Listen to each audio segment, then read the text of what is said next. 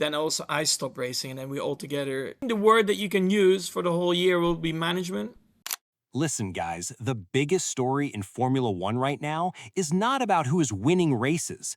We haven't really done that much yet, right? So Hold on, because what is actually happening behind the scenes is far more dangerous for this sport than any crash on track. I mean, for me, Nordschleife was fantastic. Max Verstappen is sitting in ninth place. Red Bull is falling apart from the inside, and there is a legal window opening in August that could change Formula One forever. Let me show you something that most people are completely missing right now. The power move nobody is talking about. So here's where things get really interesting. Max did not just complain about the 2026 rules and move on like every other driver does. He actually sat down with F1 CEO Stefano Domenicali and had direct conversations about changing the technical direction of the sport. Domenicali himself confirmed these talks were happening and said that Max's voice, quote, has to be listened to. Now, think about that for a second.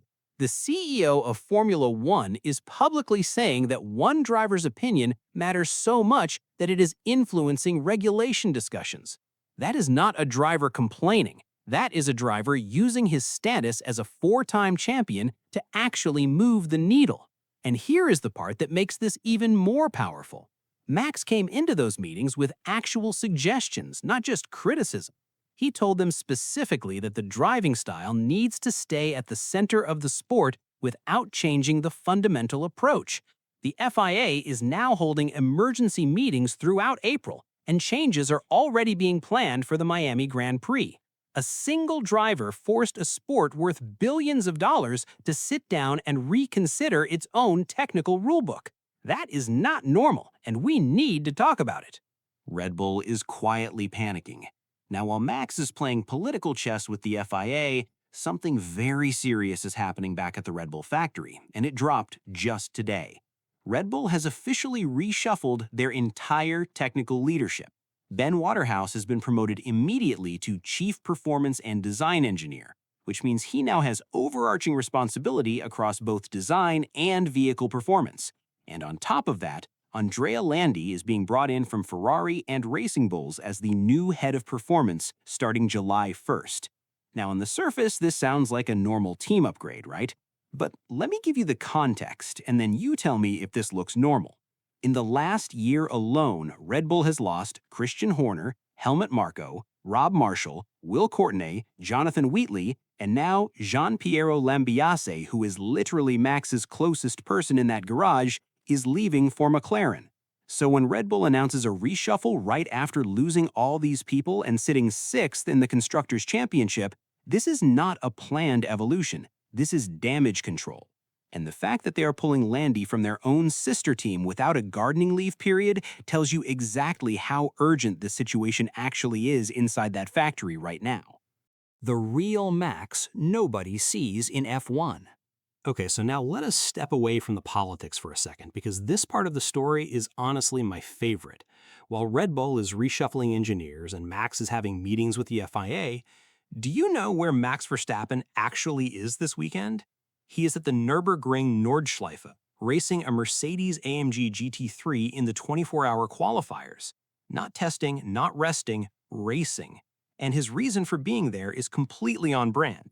He said he wants to master the Nordschleife in two specific conditions, rain and darkness. He already did the rain. This weekend he's going for the night stint, expected to take the wheel after sunset for a full hour of high-speed driving through the Eiffel Forest in the dark. His co-driver, John Cadella, said after their previous race together that Max did something technically in that GT3 that even he, a career GT driver, had never thought of before. He called it a nice trick and refused to explain it.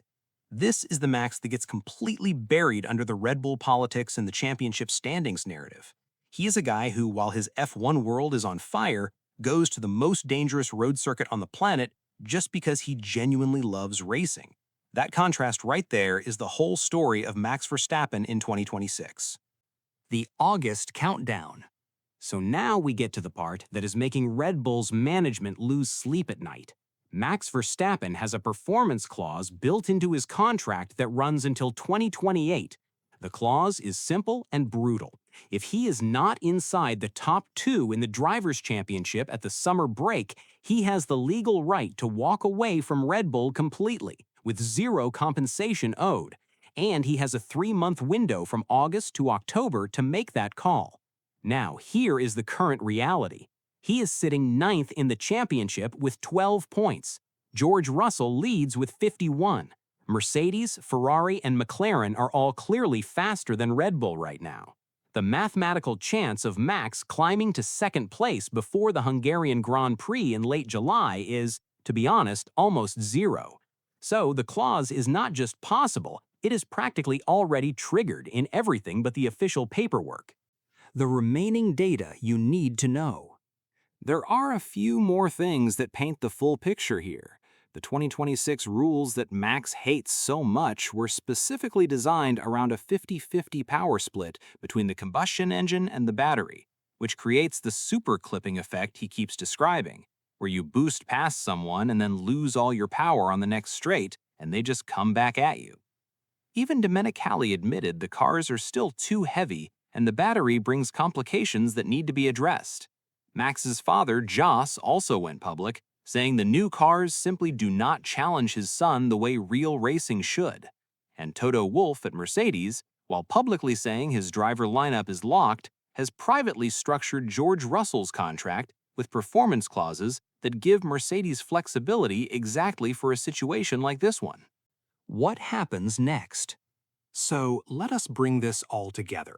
In 2026, Max Verstappen is fighting on 3 fronts at the same time.